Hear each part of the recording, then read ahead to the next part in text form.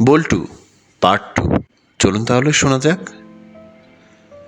নাস্তা বাইরে সেরে সকাল 8টার ট্রেন ধরে 27 মিনিটের মাথায় চলে আসি কমলাপুর স্টেশনে। এয়ারপোর্ট থেকে অফিসগামী অনেক যাত্রীকেই এভাবে ট্রাভেল করতে দেখলাম। সারাদিন অফিসের ব্যস্ততার পর বিকেলে যথারীতি বের হয়ে ক্যাম্পাসের দিকে যাই।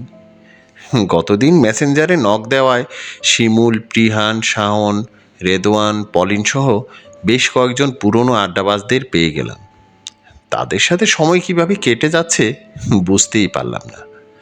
চারুকলার সামনে আজও শিল্পীমনা মানুষগুলোর বিচরণ রয়েছে। লম্বাটে চুল, খোঁচা খোঁচা গোঁফদাড়ি, পরনে সাধারণ বস্ত্র ও পায়ে চটি জুতো। পুরো মানুষটাই যেন অলঙ্কৃত শিল্পীর ছোঁয়ায়। কিছুই তো বদলায়নি, তাই না? ঠিকই বলেছিস, আমরা ছাড়া আর কিছুই বদলায়নি। যখন এখানকার ছাত্র ছিলাম তখন মনে হতো ক্যাম্পাসটা আমাদের অতি আপনজন। ক্যাম্পাস বন্ধ থাকলে একদিনও এখানে এসে আড্ডা না দিলে মনে হতো যেন 16 কলা পূর্ণ হয়নি। এই শিমুল, আমাদের একটা জায়গা ছিল, খেয়াল আছে তোর? থাকবে না কেন? কলম্বাসের মতো অর্জনের বিষয়টা কি ভুলে যাব? এই পলিন, তোর চাচাতো ভাই নিঝুমের খবর কী রে? আর বলিস নে তার কথা। মৌসুমী নামক এক সুন্দরীর প্রেমে পড়ে জনাব সব কিছু ছেড়ে এখন ছন্ন ছাড়া। ঠিকই বলেছিস, ও একেবারে বকে গিয়েছিল। তোদের খেয়াল আছে, তাকে যদি কোনো গান গাইতে বলতাম, সে গিটারে একটা সুরই তুলতো আর গাইতো, ও মৌসুমী, ও মৌসুমী।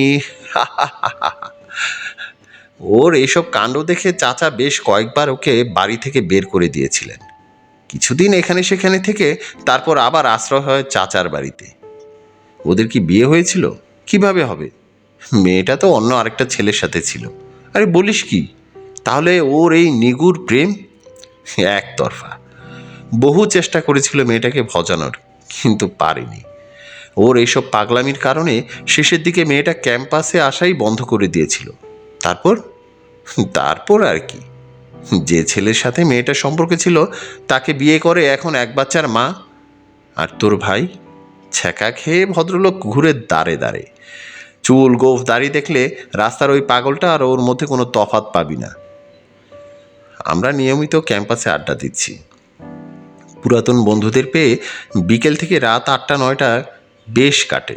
তারপর একদিন পলিনের এক কাজিনের সাথে পরিচয় হয়, যার নাম সোহেল।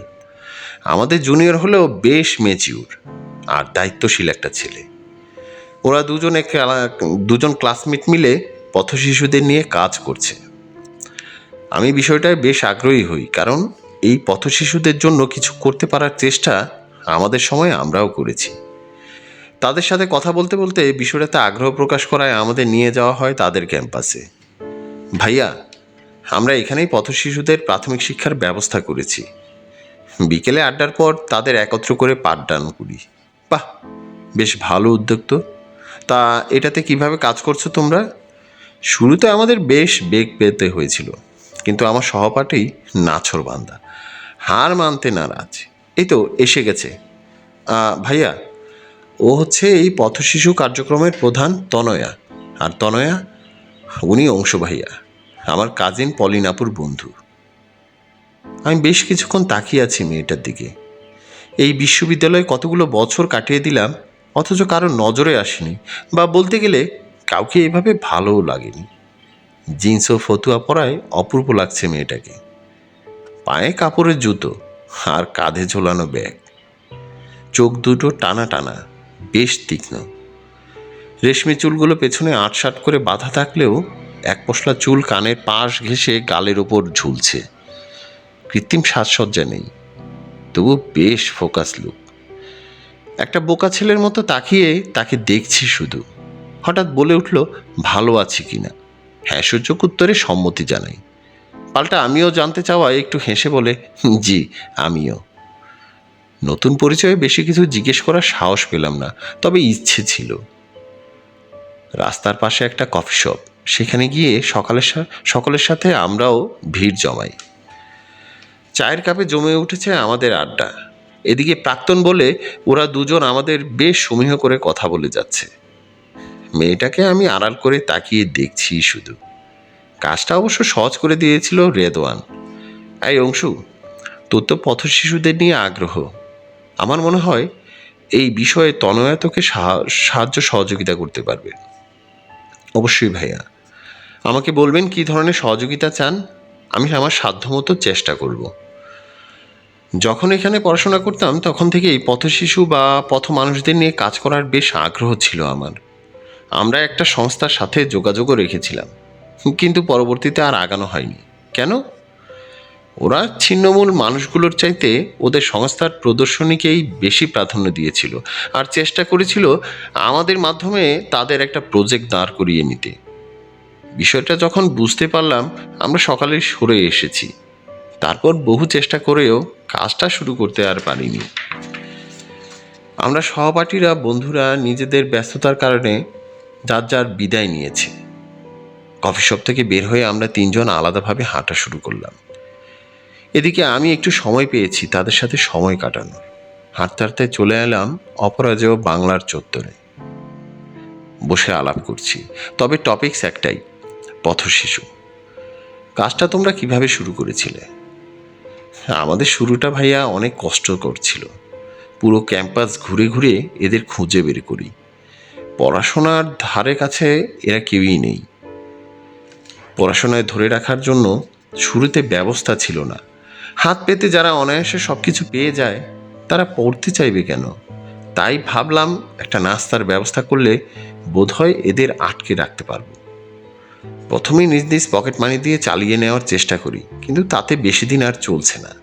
আমাদের ফান্ডিং প্রয়োজন ছিল।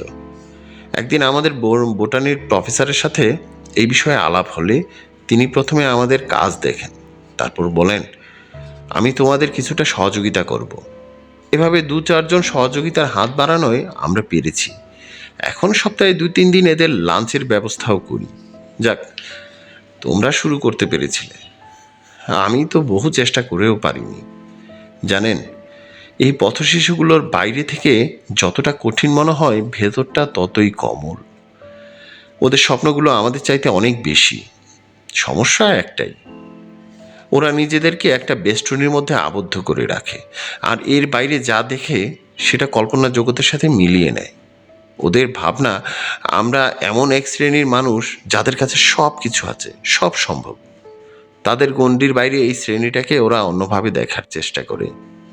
আমি শুরুতে বুঝতে পারতাম না। একদিন রেল স্টেশনের পাশের বস্তি থেকে ছোটোখাটো কিছু ছেলে মেয়েদের ধরে এনে ওদের পড়ানোর চেষ্টা করলাম। তখন তাদের মাঝে একটাকে পেলাম বেশ স্বতন্ত্র ও মুক্তমনা। বয়স অল্প, অথচ ভাবনার গভীরতা বেশ প্রখর। এতগুলো বাচ্চার মধ্যে এই একটাকে পেলাম যার মধ্যে ব্যতিক্রমী কিছু আছে। তার সাথে যখন মিশতে শুরু করলাম, তখন তার ভাবনাগুলো প্রকাশ পেল। এই রে, সময় দিকে একেবারে খেয়াল করিনি, দেরি হয়ে গেল। অন্য আরেকদিন কথা হবে ভাইয়া, এখন আমাদের যেতে হবে। বিদায় নিচ্ছি আমরা দুজনে। হ্যাঁ, অবশ্যই। খুব ভালো লাগলো তোমাদের সাথে সময় কাটাতে পেরে। আপনি যাবেন কোথায়? হ্যাঁ, এখন যাব কমলাপুর, তারপর ট্রেনে চেপে উত্তরা। বাহ, রুটটা তো বেশ। সড়কের যানজট আর পাচ্ছে না আপনাকে। তাহলে আসি ভাইয়া, ভালো থাকবেন। তনয়া চলে যাওয়ার পর কেমন যেন আনমনা হয়ে যায়। মনে মনে ভাবতে শুরু করলাম, ভালো লাগছে হাঁটতে, আর তাই রিক্সা নেইনি। ভাবনার সাগরে ডুব দিয়ে হেঁটে চলতে কোনো ক্লান্তি নেই। চলতে চলতে কখন যে গুলিস্তানের মোড় পর্যন্ত চলে এসেছি বুঝতেই পারলাম না। অন্যমনস্ক হয়ে চলার সময় কতটুকু হেঁটেছি বা কিভাবে চলছি সেটার ধারণা থাকে না। এটা শুনেছিলাম, কিন্তু কখনো প্রয়োগ করা হয়নি। অন্য সময় এতটুকু পথ আসতে বললে ট্রান্সপোর্ট ছাড়া কখনো কল্পনাই করতাম না। রাস্তার পাশে একটা চা দোকানে বসে চা চেখে নিলাম, এতে ক্লান্তি কিছুটা দূর হলো। বিকেল থেকে এটা সেটা খেয়ে উদরপূর্তি বলে ক্ষুধা নেই, তাই আর রাতে খেলাম না। রিক্সা নিয়ে সোজা চলে আসি কমলাপুর স্টেশনে। শরীরটা এলিয়ে দিয়ে বসে আছি বেদিতে, আর ভাবছি এই প্ল্যাটফর্ম কত বিচিত্র। সারাদিন কত ট্রেন আসে, মানুষ আসে, অথচ কেউ থেমে থাকে না। ট্রেন থামার পর যে যেমন দ্রুত বেরিয়ে যায়, আবার ট্রেন ধরার জন্য মানুষের হুড়োহুড়ি থাকে বেশ। এই প্ল্যাটফর্ম হলো একটা স্কুল। এবং এখানে ছাত্র হলাম আমরা সভ্য সমাজের সাধারণ অসাধারণ মানুষগুলো। বিচিত্র এই মানুষদের সাবজেক্ট বলা যায়, আর শিক্ষক এই পথশিশুরা, যারা জীবনের অনেক বড় শিক্ষা দিয়ে যায়। পরপর দুটো ট্রেন যাওয়ার পর মানুষের আনাগোনা কিছুটা কমেছে। বসে বসে ভাবছি, অথচ খেয়াল করিনি দূরে দাঁড়িয়ে এক দৃষ্টে আমার দিকে তাকিয়ে আছে বল্টু। নজর যেতেই থমকে উঠে, ইশারা ডাক দিলে এবার আর অভিমানের জবাব নেই, মুচকি হেসে চলে আসে। পাশে বসে পা দুলাতে দুলাতে বলে, স্যার আপনারা গতকাল সকালে দেখছি আপনি তাড়াতাড়ি চলে যাইতে আছেন, তাই ডাকিসনি কেন? আমি কারসাইরা আইতেই আপনারা আর দেখি নাই। খাবার খেয়েছিস? হ। জানিস আজ আমি খাইনি। কেন স্যার? আজ তোর মতো আমার পকেটেও টাকা নেই। কথাটা এমনিতে মশকরা করে বলেছি, আমার নিজেকে তার লেভেলে নামিয়ে এনে গল্প করব বলে। তারপরের বিষয়টার জন্য আমি প্রস্তুত ছিলাম না। কথা বলতে বলতে হঠাৎ সে নেমে চলে যেতে থাকে। ভাবছি আজ আর বল্টুর সাথে গল্প করা হলো না। কিছুক্ষণ পর দেখি দৌড়ে আসছে আমার দিকে। কাছাকাছি এসে আমার হাতে একটা চিপসের প্যাকেট ধরিয়ে দেয়। কি এটা? স্যার আপনার পকেটে তো টাকা নেই, কিন্তু আমার পকেটে আইজ টাকা আছে, তাই এই চিপসটা কিনে আনছি। আপনি এটা খাইয়া নেন, ক্ষুধা লাগবো না। রাইতে ক্ষুধা লাগলে ঘুম আইতে চায় না। আমি একটু ধমকে সুরে তাকে বলি, তোকে এটা আনতে কে বলেছে? আমার পকেটে টাকা নেই বললেই কি তুই নিয়ে আসবি? আমাকে কতদিন চিনিস তুই? বেশ পাকা হয়েছিস না? না চিনলে আপনি আমারে ওই দিন খাওয়াইলেন কেন? ঠিক আছে যান, খাইয়েন না। আমি গরিব বইলা খাইবেন না? না এই তো। কি মুশকিলে পড়লাম, একে বোঝাই কেমন করি? আমার মিথ্যে বলাটা বোধহয় ঠিক হয়নি। আমি তো তোর সাথে মশকরা করেছি। আমার পকেটে টাকা আছে আর আমাকে না জিজ্ঞেস করে তুই এটা করলি কেন? এটার দাম কত? আমি টাকা দিয়ে দিচ্ছি। না, আমি নেব না। এটা আমার রোজগারের টাকা। আজ সকালে এক দাদি চাক্কাওয়ালা চেয়ারে করে যাইতে আছে, তার লগের স্যারের হাতে ব্যাগ আর কোলে একটা ছোট্ট মাইয়া। আমি ব্যাগ নিতে চাইলাম, দেয় নাই। পরে আমারে কইল দাদিরে তাকে গাড়ি পর্যন্ত নিয়ে যাইতে। আমি নিয়ে গেছি। গাড়িতে উঠা দাদি আমারে চকচকা 100 টাকার নোট দিছে। দুপুরে খাইছি মাজারে চিনি, তাই টাকাটা খরচ হয়নি। রাতে কি খেয়েছিস? এইটা আমার খুব পছন্দের চিপস, 20 টাকা দিয়া কিনছি। আর কিছু খাস নাই?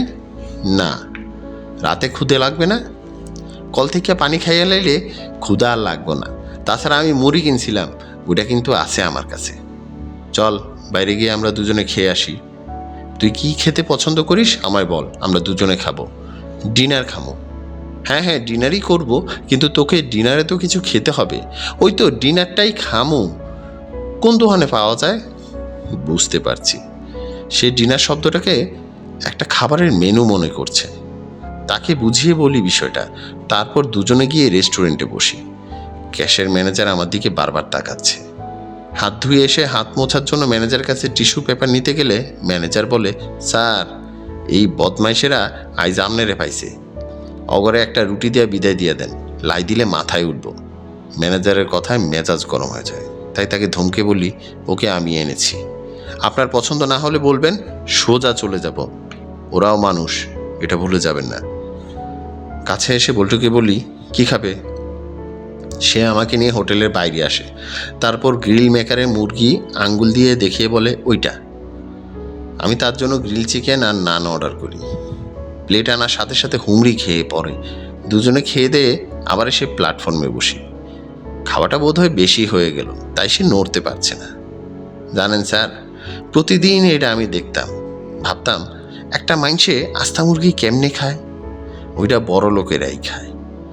আমি আইজ বড় লোক হয়েছি, তাই না স্যার? তোর পকেটে এটা কি নিয়েছিস? আপনি যে মুরগিটা অল্প খাইয়া ছাইরা দিছেন, ওইটা আমি খাইছি। আর আমার থেকে এটা কাগজে পেঁচায় নিয়ে নিছি। তোর মা বাবার জন্য না, সাহেলার জন্য। ওই হোটেলের সামনে দাঁড়াইয়া আমি আর সাহেলা দুজনেই দেখতাম। তারপর আমরা কইছিলাম, আমাকে দুজনের মধ্যে যে আগে বড়লোক হমু, সে এই মুরগিটা একটু অন্যরে খাওয়ামু। আইজ আমি বড়লোক হয়েছি, তাই সাহেলার জন্য নিয়ে নিছি। আমাকে বললেই পারতি, আমি তোর জন্য আরেক পিস নিয়ে নিতাম। কিছুক্ষণের মধ্যে সাহেলা এসে হাজির। সে দৌড়ে এসে তার পকেট থেকে টিস্যুতে মোড়ানো চিকেনের টুকরোটা ধরিয়ে দিয়ে বলে, আমি আইস বড় লোক হইছি রে, তোর লাগিয়া নিয়ে আইসি। মেয়েটা বেশ খুশি। তারপর বলল, ঠিক আছে, আইস টাকা তেমন লাগবো না। মেয়েটার কথা সে এতটা উঠল যে সে চিকেন খেয়েও হয়নি। তারপর আমরা দুজনে বসে অনেকক্ষণ এটা সেটা আলাপ করছি। এই কয়েকদিনের পরিচয়ে বল্টু বেশ মিশে গেছে আমার সাথে। স্যার, আজকে যে খাওয়াইলেন তাতে আমার কি করতে হইব? কি করবি? এক কাজ কর, আগামী পরশু আমার বন্ধ আছে, সারাদিন তুই আর আমি একসাথে থাকবো, কি পারবি না? হ, পারু, কিন্তু আমার তো মন্দিরে যাইতে হইব, ওইখানে খাওয়াইব কইছে। তুই কি হিন্দু? সে হা হা হা করে হেসে উঠে। স্যার, আমার যখন ক্ষুধা লাগে তখন আমি খাওন খুঁজি। শুক্রবারে মসজিদের তবারক খাই, অন্য দিনে মাজারের সিন্নি খাই, আবার মন্দিরে খিচুড়ি ফল যখন যেটা পাই খাই। আমারে আল্লাহও খাওয়ায়, আবার ভগবানেও খাওয়ায়। মন্দিরের ঠাকুরকর্তায় কয়, তুই তো ভগবানের পোলা, তোরে সে খাওয়ায় তাই তুই খাস। খালি আমারে মন্দিরে ঢুকতে দেয় না, কয় তোর কাপড় চোপড় ময়লা। কন তো স্যার, আমি কাপড় কই পামু? তার কথা আমি নির্বাক হয়ে যাই। একটা বাক্য মনে ধরল বেশ, আমারে আল্লাহও খাওয়ায়, আবার ভগবানেও খাওয়ায়। অভুক্ত মানুষের ধর্মের বিলাসিতা কিসের? ওদের তো কোনো একটাই ধর্ম, খাদ্য, যা ক্ষুধা নিবারণের উপকরণ। এই, তোর পরিবারে কে কে আছে রে? সবাই। সবাই মানে কে কে? অনেক বড় বড় পরিবার নাকি তোর? মাথা নাড়ায় কিন্তু মুখে কিছুই বলছে না। তারপর সাহেলা এসে উপস্থিত। সে দৌড়ে তার কাছে গেলে কিছু একটা বলে মেয়েটা। তারপর আমার কাছে ছুটে এসে তার অস্থিরতা, স্যার, আইজ আমি যাই, আমার বাবা মায় অপেক্ষা করতে আছে। তার আচরণে অবাক হলেও তাকে আর আটকে রাখিনি। সে চলে যেতে থাকলে পাশে দাঁড়িয়ে থাকা শায়লাকে জিজ্ঞেস করি, সে থাকে কোথায়? মেয়েটা ইশারায় দেখায় প্ল্যাটফর্মের আউটারের দিকে। আইজ হয় ওদিকে থাকবো। আমি গুলিয়ে ফেলছি, কিছুতেই মিলাতে পারছি না। তার পরিবারের সবাই আছে, তাহলে কি সবাই আউটারে ঘুমায়? দেখতে হবে বিষয়টা। তাই সেদিকে এগোতে থাকি। কিছু দূর যাবার পর জায়গাটা প্রায় অন্ধকার, কিন্তু কাউকে দেখতে পাচ্ছি না। ভাবছি ফিরে যাই। আউটারে যদি এতগুলো মানুষের থাকার জায়গা থাকে, তাহলে কেউ নেই কেন? এদিক সেদিক ভালো করে লক্ষ্য করে দেখি, কিছুই নেই। হঠাৎ একটু দূরে নজর গেলে দেখি কিছু একটা দেখা যাচ্ছে। জায়গাটা আলো অন্ধকারে মিলিয়ে ঠিক বোঝা যাচ্ছে না। আমি দ্রুত পায়ে হেঁটে এগোই সেদিকে। কে যেন শুয়ে আছে, আর কিছু দূরে তার মাথার দিকটায় একটা কুকুর শোয়া। ভালোভাবে দেখার জন্য আরো কাছাকাছি গেলে চমকে উঠি। একটা চটের বস্তা গায়ে দিয়ে অঘোর ঘুমে শুয়ে আছে বল্টু। তার দুপাশে চক দিয়ে আঁকার দুটো ছবি, যার একটিতে লেখা বাবা, অন্যটি মা।